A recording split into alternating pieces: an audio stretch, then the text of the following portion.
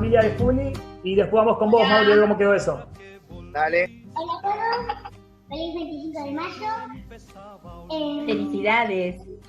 Sí, como en la mañana hicimos unas empanadas y ahora vamos a hacer la receta para ustedes.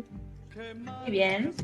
Muy bien. Bueno, nosotros teníamos todo medio ya preparado porque tenía que ser rápido, así que hicimos carne picada, cebolla de verdeo, morrón, huevito, nos quedó el rellenito aquí, Muy bien. preparado, después las cocinamos.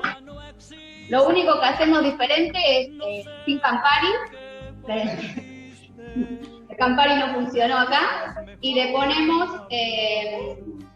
el doble de cebolla que de carne. Ah, mirá. Bien.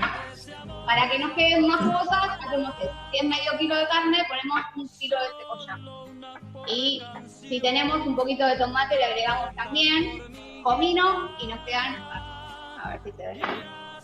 Hay que se ve Espectacular. bien. ¿Bien? No, esas empanadas no se han desarmado, están impecables. No. Muy bien, Muy bien. Estábamos preparadas desde temprano, así que ya el delantal voló y todo eso.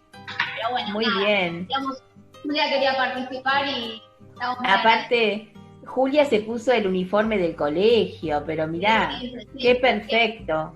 Muy bien, muchísimas gracias, Julia, y a tu mamá también. Beso. Parte de mi soledad. No sé si ya lo sabes.